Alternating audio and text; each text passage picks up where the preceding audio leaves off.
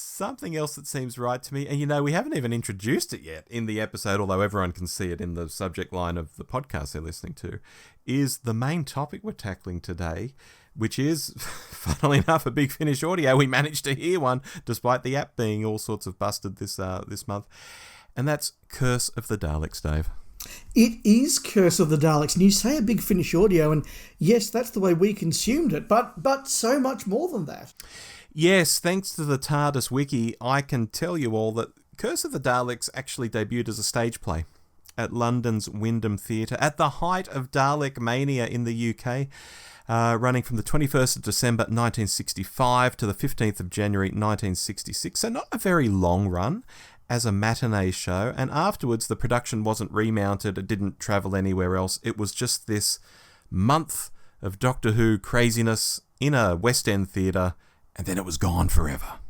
So for the benefit of listeners, often Rob and I will throw a topic into the mix and it will sit on the list of possible topics for some time until we find the right slot to do it, or we both feel infused to do it. And I put Curse of the Daleks on the list probably 12 months ago as a bit of just a different sort of topic, a different thing to talk about. Because I thought, it's part of the 60s and it's Daleks and it's a play, it's something different. And I'm going to confess something here to you, Rob, that I hadn't told you. Mm-hmm. As we were getting closer to this month, we said, yep, we're going to do Curse of the Daleks. We'll listen to the Big Finish adaptation. We'll talk about that and the play and all the rest of it. I got a little bit nervous as it came time to listen to it. I thought, gosh, I hope I haven't really boobed here and put forward a topic on which we're going to have nothing at all to say. Fortunately, as I listened to it, I thought, I have so many thoughts. Yeah, look, so do I. I've got notes all over the place here. I'll start just by saying, I mentioned the theatre, Wyndham's Theatre, being a West End theatre. It's a beautiful theatre. I looked it up online, Dave. It opened in 1899, so it's that Victorian look. It isn't some crappy little joint out in the suburbs. This was a proper venue that they were doing this in, a really nice venue, albeit just as a matinee show. And I think after each show they'd pack it away, and there was actually a play going on that night, a different play in the theatre. That's why it was only a matinee show. And I guess the audience was mostly kids who would only come to a matinee. Yeah, absolutely. It was a proper piece of theatre back in the age of the UK theatre scene, where it was a big thing. And we've all heard all these interviews with actors from the 60s and the 70s about the play circuit and doing rep and all that sort of thing. That really thriving theatre scene that was, I think, particular to the UK. Now, I have looked up this, you looked it up on Wikipedia or TARDIS Wiki or whatever. I did. I pulled out The Frame, issue number 8 from November 1998, with a fantastic cover by Trevor Baxendale. Mm-hmm. And this had a little article by somebody. What was the name? Oh, who wrote it? I should have made a note of this. So it was a name I wasn't familiar with. David J. Howe. That's an obscure name. Yeah. So that was interesting. Look, very, very little of this play actually survives. There are 3 publicity shots. That's it. Yeah. There's a copy of the program and there is a copy of the script. But it is such a amazing piece of Doctor Who history that we have very, very little of. And that fascinates me as well, because it is from that first big peak of Doctor Who, the first imperial phase of Who, as I think you'd like to put it, Rob. Yes. To give it some context, listeners, this went out contemporaneously with the Daleks Master Plan. So we are at the peak of that Dalek mania, Hartnell era, Doctor Who being the biggest thing in England on TV at the time. Yeah. Yeah, and I pick up on what you said, and I'll reinforce it. There's no footage of this, still or moving, of the production, or even the rehearsals. Just some Daleks sort of standing outside the theatre. There's not even any drawings of the set, and you think, wow, this was Dalek mania. This is a West End theatre. And yet, outside of that script and what the cast can remember, maybe the program, and one of the cast returns for this audio, which we might mention, albeit as a different character to who they played back in the 60s. It's like it never actually happened. And that's so rare for Doctor Who, as normally there's so much stuff to dig into in one form or another to be able to have a good sense of what something was and to write a history of it. You know, Doctor Who fans love writing histories of everything to do about Doctor Who. This offering is a real oddity in that sense, and that had me really intrigued going into this. Yeah, absolutely. Sometimes on the Doctor Who show, we definitely go down very well-beaten tracks like discussing Season 12 or very obvious tracks like doing hot takes. This is one of our very far off the beaten tracks episodes. So having talked about what it was, Rob, and why we've done it, what were your initial thoughts? Did you enjoy it? What did you make of it? Well, I hadn't listened to any Big Finish for some time, so I certainly went in feeling fresh and not audioed out, you know, if that's a term. And I have to say, the first thing I noticed straight off the bat, boom, and I really liked it, was that this has narration. It obviously serves a purpose when fleshing out a stage play where, you know, the dialogue was obviously written in a way that didn't need to explain things because the audience can see everything that's going on, you know, unlike a play that's written for audio. But I think this adds to the play overall. In a normal Big Finish, you have people roll on and start talking to one another. And you're really grasping at first to figure out who's who and what's their name and what are they like and all of this. And it can take ages. Sometimes, you know, a bloke is talking to another bloke and you've just got no idea what's going on. But here with the narration, someone will walk in, and you notice this from the start, someone will walk in and the narration will be like, you know, John Smith walks into the room. He's a big man, you know, he's the archetypal space adventurer, or whatever it might be. You know what I mean? And you instantly have a feel for all the characters as they appear. I thought that was really neat. I thought that was really good. And that's the first thing I noticed about it when I started listening. Yeah, I noticed that as well. And you're right, although Big Finish is usually pretty good at it, there's always some level of, what are you doing? You're drawing a gun. And, you know, dialogue like that, or, oh, look over there, there's a person who looks like this. Whereas you're right, the narrator gets you past that. And I think it's a really interesting choice to make, because had you not done that, you would have had to change the script to add lines like that in there. So rather than changing the script so somebody says, look over there, that Dalek's moving, you can have the narrator do the, unbeknownst to the individuals watching, a Dalek slowly turned its eye stick. Yeah. And you can do all that sort of thing. And so that works really well for the play. I'm not sure that Nick Briggs doing it was necessarily the big choice, because there were a couple of times when I actually laughed out loud at just how dramatic he was being. And I thought, what are you doing? Just come, take it down a couple of notches there, Nick. You know, okay, we get it. You're very excited. But little did they know. Come on, Nick. So a few times I thought the narration was a bit over the top, but I thought it was a very good way to turn a stage play into an audio without compromising the script. Yeah, without doubt. And look, something we haven't mentioned yet, and we probably should mention and just get it out there, is that the play was basically written by David Whittaker. Terry Nation sort of had a little involvement, but we don't really know how much. But this is David Whittaker. That's a big name in early Doctor Who, Dave. Yeah, and that's another reason why I wanted to talk about it, because certainly Terry Nation was involved. He had some ideas in the story. And I've got to say, every now and then, particularly with the character of Ladiver, I thought, this is a very Terry Nation character. I wonder how much he did have involvement in this. But yeah, like, this is David Whittaker continuing his role in creating the mythos of the show. He was the first script editor. He helped to put together the TARDIS crew and the characters. He script edited those first Dalek stories. So he's a big part of the show, but also he went and wrote the TV 21 comic strips about the Daleks. He wrote this. And so, again, it's just this one guy adding to the mythos and the story of Doctor Who in its, I don't know, it would have seemed like a big phenomenon there, into Series 3. But we look back after 60 and a half years, and that's a tiny part of the show. Yeah. Early on, because we're talking about our first impressions, I also got a sense of atmosphere, some real atmosphere to this. I mean, you have these two criminals, and we are going into spoilers, folks, if you feel you don't want to be spoiled on a 1965 stage play. You have these two criminals, Sline and Ladiver, in the ship talking, and you think, hey, this isn't really kiddie fair. This is quite serious stuff. One of these guys is a slave trader, and Next thing, they have to put down on Skaro, and the recriminations begin as to what's gone wrong with the ship. It felt very much, and I know I'm not original saying this, but it does feel very much like an Agatha Christie type plot. Although, admittedly, this sort of stuff happens a little later in an Agatha Christie story after a number of events happen. But the vibe is very much like, oh, well, you did this. Well, how could I do that? You proved that, and so on. And I quite liked that aspect too. We have these people in this weird situation of landing on Skaro and all the Daleks are dormant and they have to talk things through and figure out what's going on, and they throw accusations at one another and people offer their counterpoints. And we haven't even had a Dalek come alive at this point in the story, and I'm already getting interested in, are these criminals quite what they seem? Is the crew of the ship quite what it seems? What is going to happen on Skaro? I was quite invested in what was going to happen, straight off.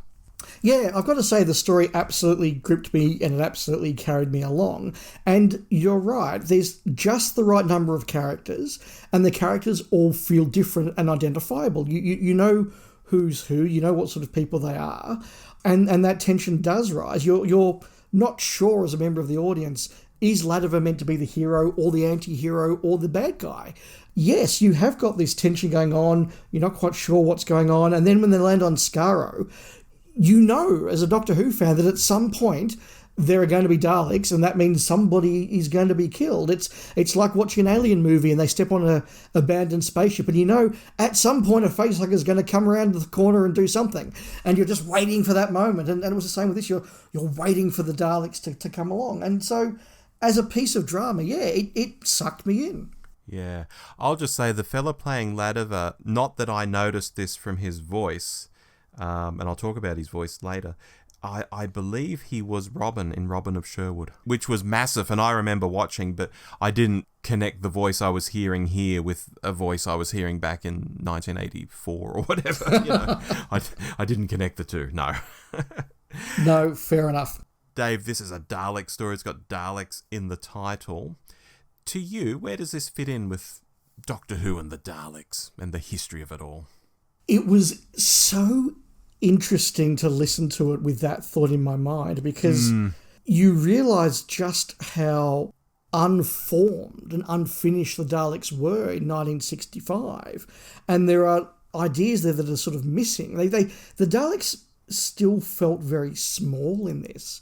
They almost feel like the Daleks from the Dalek story. There's only a few of them. They've got a city on Skaro. They run on static electricity. And so you see that sort of still very basic, primitive idea of the Daleks, which has sort of been contrasted in the dialogue with this idea of, 50 years ago there was a big war with the Daleks. And you're sort of like, well, were they this big conquering force, or were there 6 of them in a city?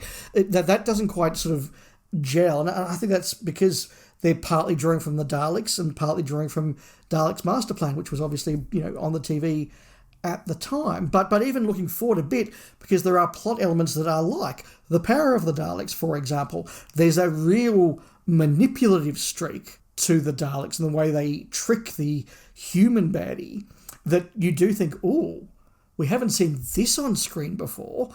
This is actually a foreshadowing of what is going to come when David Whittaker will write the Daleks in the Troughton era. Yeah, and I think there's also a bit of Daleks' invasion of Earth in there too. I mean, that's obviously the Daleks out in the universe, doing stuff. But are the Earthlings in that of a technology as advanced as the sort of spacefaring people we're seeing in this story? So yeah, it is kind of all mixed up, that they are like the Daleks of the Daleks, but they have done all this stuff out in the universe, and it's like, it's a bit confused.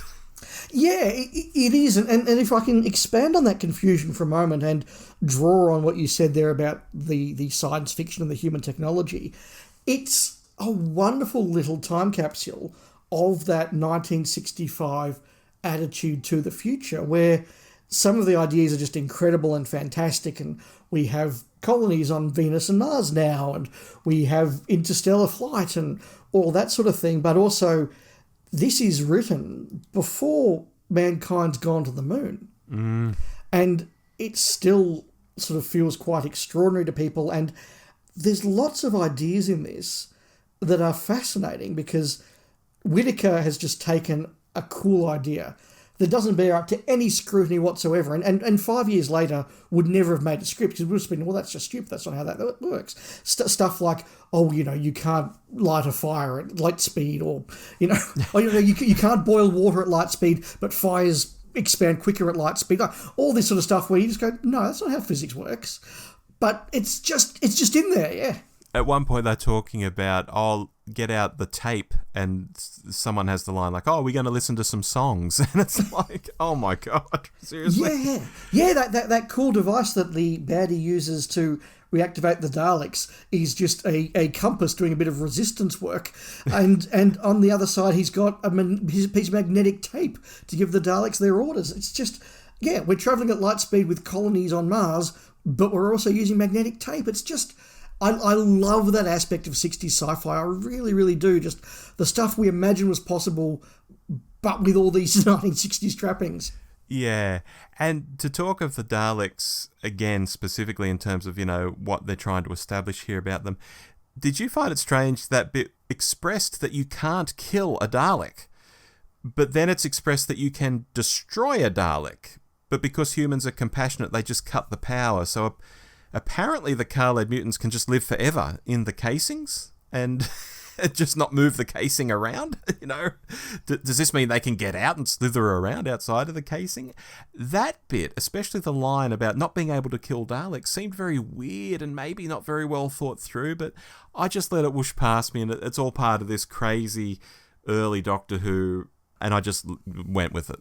Well, it's the sort of thing that Dr. Al Sandifer writes about all the time, where she talks about this sort of alchemaic approach that Whittaker has to writing, and he has good and evil and sort of, elemental forces rather than science fiction forces. So maybe there's a bit of that in there. I don't buy all of that sort of argument, but I can sort of see where that line is coming from, that idea that the Daleks are more than just a blob in a casing.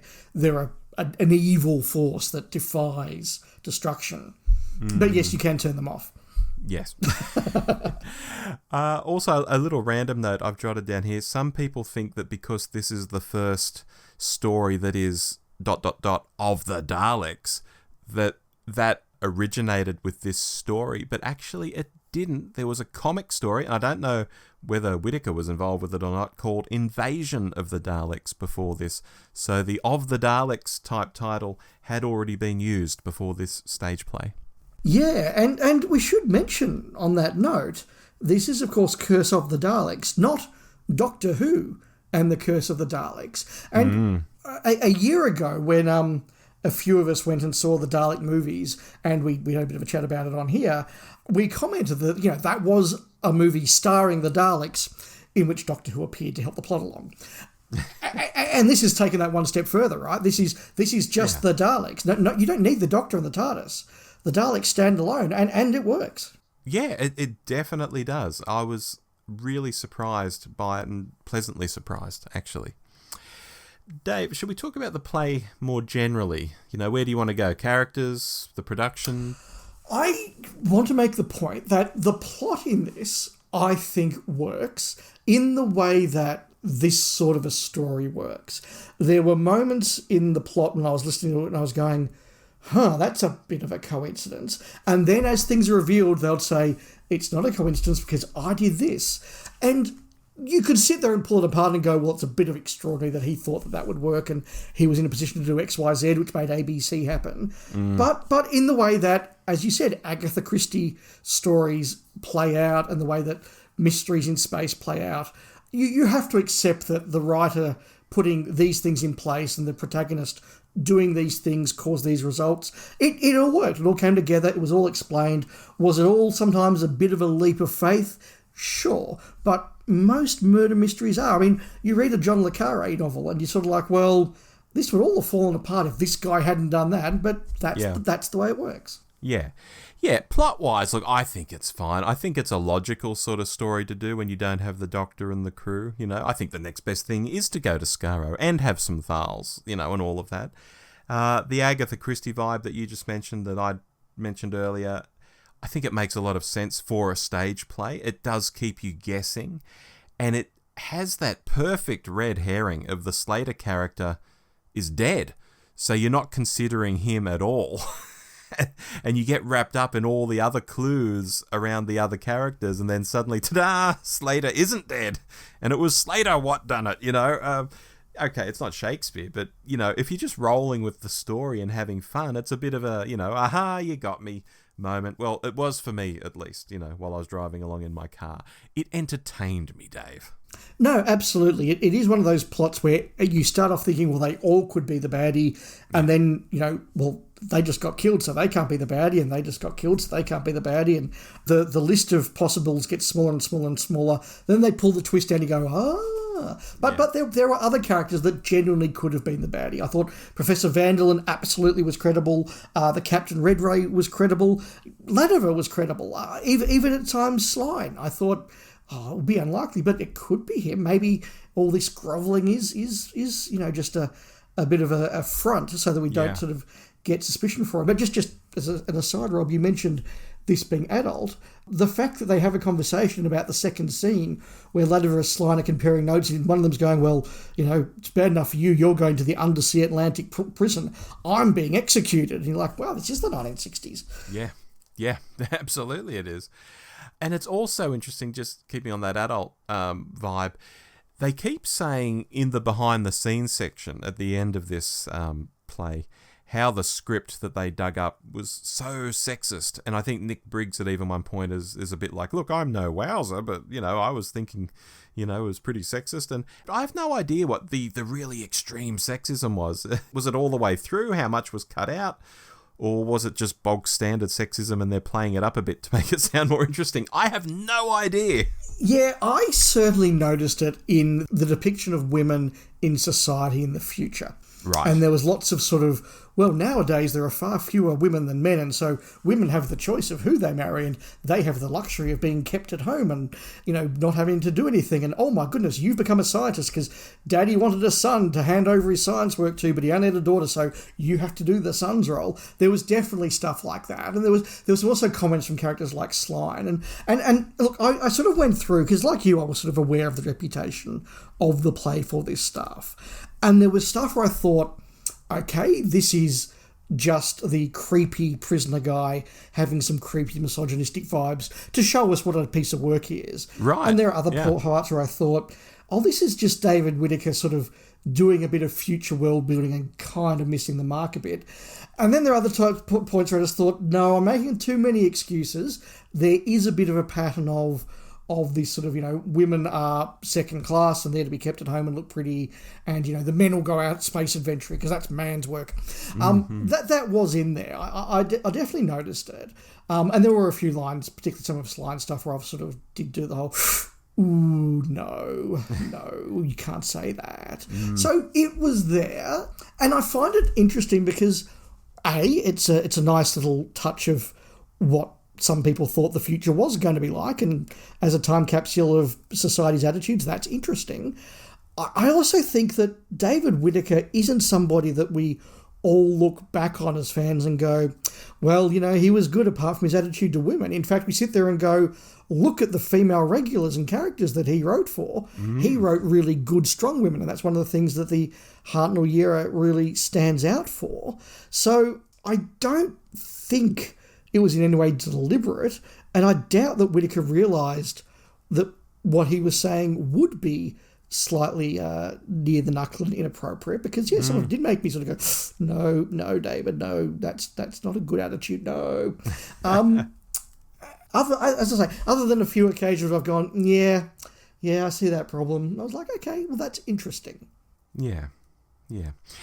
I quite liked all of the characters in this. I've made a note. Latimer I'll talk about because I sort of preempted this earlier. I found him slightly distracting, as the bloke playing him, again, who was Robin in Robin of Sherwood, has a very Paul McGann way of speaking. Yes! You heard that too? I was going to say exactly that. Like, obviously he sounds different. He's more southern, but his phrasing, is that the right word? The way he delivers the lines is really McGann-esque, and I couldn't unhear it. It drove me to distraction at times, Dave. Yes, he is very staged in his delivery, and it works. It's very Paul McGann. It's also very Paul Darrow. That right. Sort of, I am pronouncing something. That very sort of strong well, here's my withering put down. It's got that sort of a thing. So, yeah, I definitely heard that. And it is slightly different to the slightly more naturalistic acting that the others are doing. But again, it's Big Finish, right? So you know that he's the good guy because he's got a received pronunciation accent, and you know who the workers are because they got a good working class accent. Oh, that's how you know I'm the engineer. And then the captain's got RP. That's how you know he's the captain. That's right. It is a Big Finish in that casting sense, yes. Yeah, absolutely. Something specific to this Big Finish version that I want to mention: John Lyne, who played Martin in Colony in Space. If anyone remembers Martin in that story, was the original Ladiver in the 65 stage play. And as I mentioned earlier, we had someone coming back to play a character in this, and that's him. He came back to play Professor Vanderlyn in this. He died back in 2018, Dave, and I only read that after I'd heard it, and I thought, gosh, he's been gone for 6 years now, and this was recorded 16 years back. So it is amazing how much content Big Finish has generated over time. Again, something we were talking about earlier in this episode, so I just thought I'd mention that. And yet we can come to it here in 2024 fresh, and it's like the people are still with us. Quite extraordinary. Yeah, and talking about the Big Finish production, I thought there were some very cool little things they did. They used the Dalek gun sound effect from the appropriate time, so that was really good. I thought that along with the narration cheat, they also added a little bit of music every so often, almost like a sort of an episode break. Yes. And I thought, well, maybe this would have been when they would have been doing set changes and the like back in the time to sort of cover that. And I thought that worked really, really well. It was just enough music to sort of help with the atmosphere and break the thing up a little bit.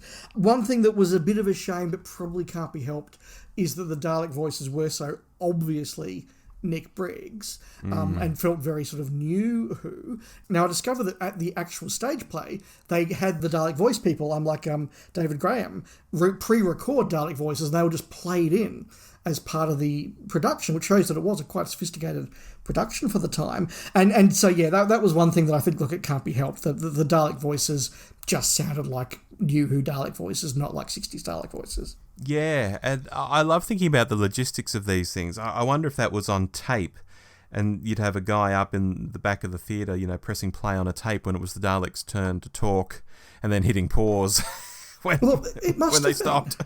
It must have been. I can't think of any other way you'd do it, unless you literally had the tape running the whole time with pauses, but then the actors would have to be absolutely precise with their breaks. Exactly. These are the kind of logistical things that keep me up at night, Dave. Yeah, likewise, and as you said, Rob, it's a proper theatre, and the chap who was in the original production did talk about there were some quite, for their time, sophisticated sets. So Daleks could go up ramps and disappear, and you could have secret sliding doors, and again, my mind is just sort of imagining how that all would have been done on a 1960s stage, because this isn't Harry Potter and the Cursed Child, production values. It would have been sophisticated, but not, 2010 sophisticated.